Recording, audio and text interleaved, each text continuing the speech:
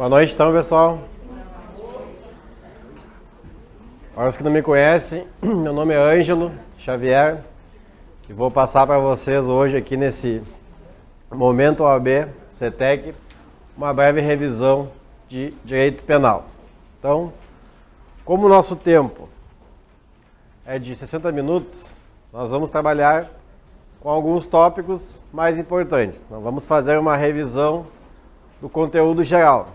Não tem nem como fazer isso. Mas, conhecendo já a FGV e conforme as últimas provas, nós temos já uma ideia dos conteúdos mais pedidos, tá?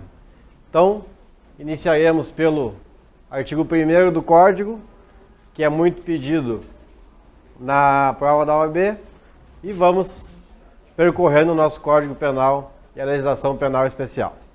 Certo? Por que nós temos que saber bem o artigo 1º do Código? Porque a prova, pessoal, da OAB, a resposta está no Código. Dificilmente, ou não ocorreu ainda, de uma prova ser específica de um entendimento jurisprudencial. Ou é Código ou é súmula. Não vai sair daí, tá? Se fosse, por exemplo, algum outro concurso, alguma outra prova que conforme entendimento do STF, aí o aluno tem que saber o entendimento do STJ e do STF, saber contrapor. Para a OAB não, eles vão pedir ou o que está no código ou em uma súmula, certo?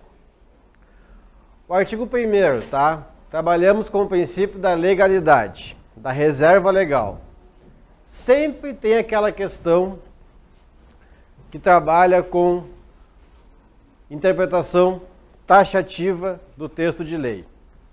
Em razão da reserva legal, não se admite analogia in malam partem em direito penal.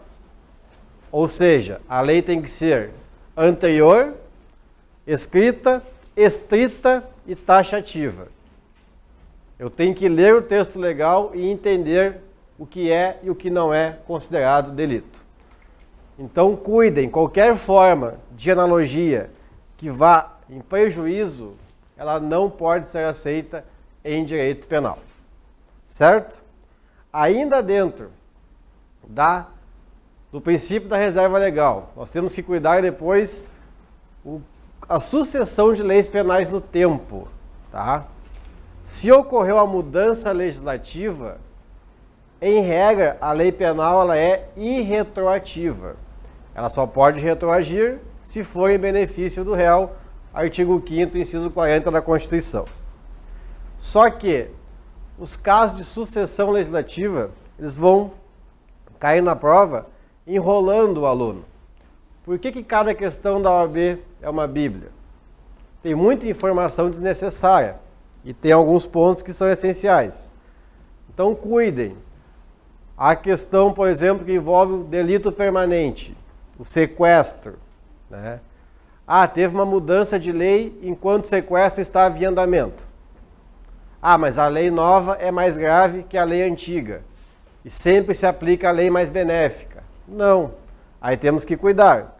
Se a entrada em vigor da lei nova é antes da cessação da permanência, enquanto estava se desenvolvendo o sequestro, ela será aplicada ao caso, ainda que mais grave. Súmula 711 do STF. Tá? Então, se nós tivermos sempre essa ideia que a lei mais benéfica vai ser aplicada, cuidem com a pegadinha do delito permanente. Certo? Se uma nova lei entrar em vigor e for mais grave, prejudicial, ela não retroage. Tá? Ela vai suceder a lei antiga e a lei antiga terá ultraatividade. Ela vai gerar efeitos mesmo não estando mais em vigência. Se acontecer de a nova lei ser mais benéfica, sempre será retroativa. Mas o rapaz já está na cadeia, já está cumprindo pena. O artigo 2º do Código Penal diz: a nova lei que de qualquer forma favorecer o agente aplica-se aos fatos anteriores, ainda que decididos com trânsito em julgado. A nova lei mais benéfica não respeita trânsito em julgado. Se eu estou cumprindo pena e a lei foi modificada e teve uma mudança na minha pena, na pena do crime que eu cometi, o meu caso será reexaminado, a pena será readequada. Se eu estou cumprindo pena e ocorre a abolitio criminis, o fato deixa de ser crime, eu serei imediatamente colocado em liberdade. A abolitio criminis, pessoal, é uma causa de extinção da punibilidade. Extinta a punibilidade pela abolitio, também são extintos os efeitos da condenação. Eu pratiquei um delito X, condenado com trânsito em julgado. Um mês depois ocorre a abolitio criminis. E esse delito X não é mais crime. Se eu praticar um novo fato, eu não sou reincidente, porque a abolitio faz com que os efeitos penais sejam extintos. Se eu fui condenado com trânsito em julgado, ocorreu a abolitio e eu pratico um novo crime, eu não sou reincidente. A abolitio faz desaparecer os efeitos penais. Somente os efeitos penais, os efeitos civis permanecem. Se em razão do fato que eu pratiquei e fui condenado, eu tive uma condenação no cível de reparação de dano, ocorreu a abolitio criminis, os efeitos penais serão extintos, os efeitos civis vão permanecer. Eu vou continuar com a obrigação de reparar o dano. Certo? Quem é o juiz competente para aplicar a nova lei mais benéfica? Se cair essa questão, já vai cair após o trânsito em julgado. Aí temos a súmula 611 do STF. Compete ao juiz da execução. Tá? Se tiver em fase recursal e mudou a lei, o Tribunal de Justiça, que vai analisar o recurso, já aplica a lei nova. Se já transitou em julgado e modificou a lei, o juiz da execução que vai aplicar a lei nova. Se durante o processo houve a modificação legislativa e ela for mais benéfica, o juiz singular da sentença já vai aplicar a lei mais nova na sua decisão. Certo? Então, temos aí esses casos de sucessão de leis. E lembrem, abolitio criminis, a conduta deixa de ser crime. O fato não é mais considerado crime. Se tinha um artigo de lei e uma nova lei revogou esse artigo, mas essa conduta continua sendo crime em outro dispositivo, não tivemos abolitio criminis. Se a conduta continua sendo crime, não teve abolição nenhuma. Isso é o princípio da continuidade típico-normativa. Ocorreu uma revogação formal, não foi material. A conduta continua sendo crime. Certo? O artigo 4º do Código Penal, pessoal, vocês têm que saber. O momento do crime. Quando foi praticado o delito? Qual é a teoria adotada para determinar o momento do crime? Teoria da atividade.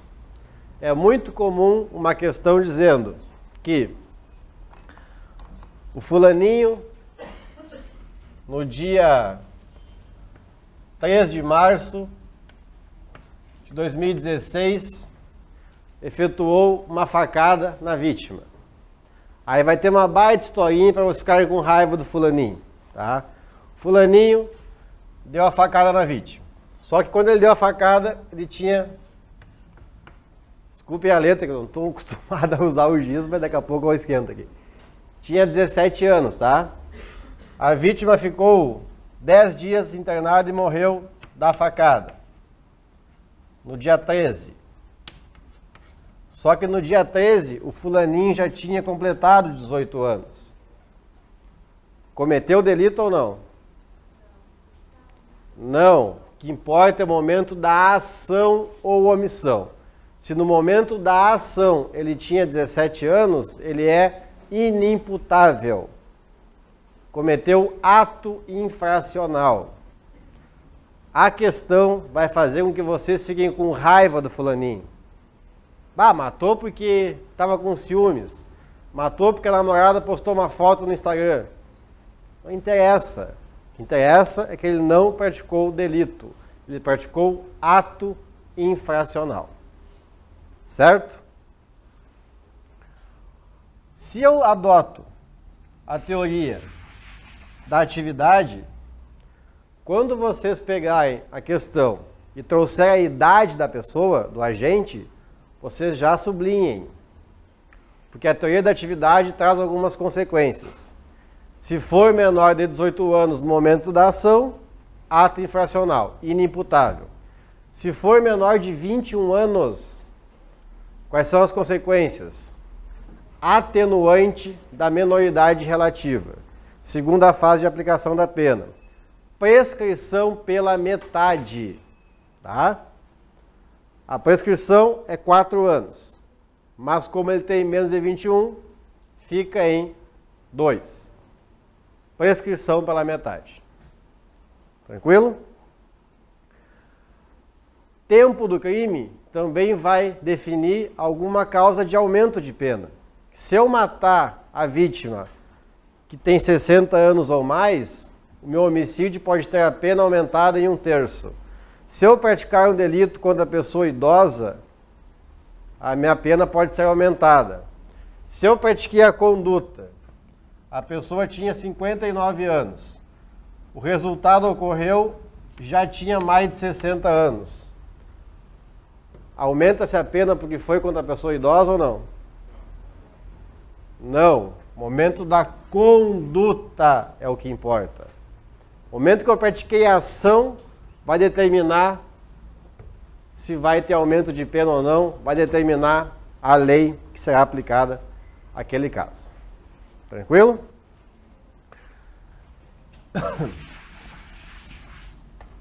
Cuidem, porque teoria da atividade fica na cabeça. Mas quando nós estivermos falando de prescrição, tá? Quando que se dá o início do prazo prescricional? Momento da conduta ou momento do resultado? A prescrição começa a contar quando? Quando eu pratico a conduta ou quando ocorre o resultado? Efetuei a conduta hoje, 3 de agosto. A pessoa ficou 1 mês internada e morreu 3 de setembro. Quando começou a contar o prazo prescricional? Resultado. Do dia em que ocorreu o resultado. Tá? Tempo do crime, momento da conduta, teoria da atividade. Início da contagem do prazo prescricional, resultado. Tá? E se for um sequestro, que é um crime permanente, comecei a sequestrar dia 3 de agosto e fiquei até 3 de setembro. Quando começa a contagem do prazo? No fim da permanência. Tranquilo? Então, trabalhamos com tempo do crime, quando o delito foi praticado. Também temos que cuidar onde, o local do crime. Para o local do crime, o Código Penal adota a teoria da ubiquidade. Artigo 6º do Código Penal. Considera-se praticado o crime no lugar em que ocorreu a ação ou omissão, bem como onde produziu ou deveria produzir-se o resultado. Lugar, ubiquidade. Tempo, atividade. Tá? Lei penal no espaço. Aplica-se a lei penal brasileira aos fatos ocorridos dentro do nosso território. Princípio da territorialidade. Se perguntarem, vai ser aquela questão Rapaz, uma embarcação em alto mar praticou um delito contra seu companheiro. Qual a lei que se aplica? O território brasileiro é o espaço físico, é o mapinha, mas também tem o território por extensão, por equiparação. Embarcações, aeronaves públicas ou a serviço do governo, onde quer que se encontre. Se a embarcação for pública e estiver em qualquer lugar do mundo, é nosso território, nossa lei. Certo? É possível a aplicação da nossa lei a um fato ocorrido em território estrangeiro? Sim, princípio da extraterritorialidade. Então cuidem nos casos contra a vida, por exemplo, do presidente da República. Em qualquer lugar que eu praticar essa conduta, aplicará a nossa lei penal, independentemente se ele foi absolvido ou condenado no estrangeiro. Certo? Prazo penal, não esqueçam, prazo penal conta-se o primeiro dia e exclui-se o último. Então a questão de prescrição é prazo penal ou processual penal? Eu conto a prescrição, ela é um prazo de direito material ou de direito processual? Material, direito penal. 20 de janeiro de 2010. Ocorreu o resultado. Prescreve em 4 anos. Quando é que prescreve? 19 de janeiro de 2014. Conta o primeiro e exclui o último. Na última prova teve isso aí, né? Isso foi na última ou na penúltima. E era exatamente no dia. Já estava prescrito, porque é um dia antes. E cuidem, tá? Prazo penal não se prorroga. Se a pessoa tinha até o dia 7 de setembro para oferecer a representação. Eu fui ameaçado dia 8 de março. A ameaça é um delito que é mediante representação do ofendido, ação penal. Eu tenho até o dia 7 de setembro para oferecer a representação. Só que dia 7 de setembro é feriado e nada funciona. Aí eu volto dia 8, já está extinta a punibilidade pela decadência.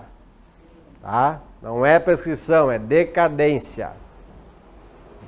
Certo? Conflito de normas. Preste atenção no princípio da consunção, absorção. Delito fim absorve o delito meio. Então cuidem, um caso em que o rapaz quebrou a maçaneta, entrou na residência, subtraiu um computador. Ah, tem dano, tem invasão de domicílio e tem furto. São 3 crimes. Aparentemente existe um conflito, mas é só aparente. A consunção, crime fim absorve o meio. Responde só pelo crime fim furto. Cuidem, uma questão que já caiu, provavelmente não vão repetir, que é a de falsificação e estelionato. Se eu utilizar a falsificação para o estelionato e nesse ato ficar exaurida a potencialidade lesiva do documento, eu respondo somente pelo estelionato. Súmula 14 do STJ. Eu tenho um carro roubado e eu quero vender ele. Então eu falsifico um documento de veículos. Ofereço para alguém, a pessoa compra e eu vendo o automóvel junto com esse documento falsificado. Respondo por falsidade e estelionato ou só estelionato? A falsificação não foi o meio para o estelionato? Então, crime fim absorve o meio. Já caiu essa questão, então vamos pensar ao contrário. Se o documento não encerrar a sua potencialidade lesiva, ele pode ser usado em outros golpes. Eu falsifico um documento me apresentando como funcionário de uma empresa fabricante de telefone, tá? Chego numa loja e falo, olha, sou funcionário da empresa, tá aqui o nome, tal, e os aparelhos desta empresa estão apresentando defeito. Eu preciso recolher eles. Aí eu chego numa loja, apresento a documentação falsa, pego os aparelhos. Com a mesma documentação, eu vou em outra loja e dou o mesmo golpe. Eu tenho estelionato e falsificação ou só estelionato? Estelionato e falsificação, porque a falsificação não encerrou a sua potencialidade lesiva no primeiro ato. Ela foi usada em vários outros atos. Certo? Então, cuidem do princípio da consunção. Artigo 12, tá? A parte geral do Código Penal se aplica às leis penais extravagantes, desde que elas não tragam de forma diversa. Então, a parte geral do Código Penal serve para tudo, a não ser que a legislação especial traga alguma exceção. Artigo 13. Esse também é campeão de provas, tem que cuidar. Aquele velho exemplo da pessoa com ânimos necandi, com dolo de matar, que descarrega o revólver na vítima. Meu Deus! Com ânimos necandi, com dolo de matar, descarregou o revólver na vítima. A vítima foi para o hospital pegou fogo e a vítima morreu queimada. Quem efetuou os disparos responde pelo quê? Se não tivesse dado o tiro, não estaria no hospital. Se não tivesse no hospital, não teria morrido. E aí? Se a mãe dele não casasse com o pai dele, não teria nascido. Tinha voltado até Adão e Eva. Então a gente tem que limitar. Tivemos uma causa superveniente, relativamente independente, que por si só produziu o resultado. O incêndio no hospital por si só matou a vítima. Eu respondo pelos atos até então praticados. Tentativa de homicídio. Certo? Fulaninho ficou sabendo que a sua esposa o traía, ou que tinha conversas com pessoas em algum aplicativo. Foi até em casa, abriu a porta, apontou a arma para a cabeça dela e deu um tiro. Pegou de raspão na orelha. Ela fugiu, ele deu outro tiro. Deu no ombro e ela caiu. Ele foi dar o tiro mortal na cabeça dela e ela estava chorando e aí lembrou tudo que passaram junto, desistiu e foi embora. Responde pelo quê?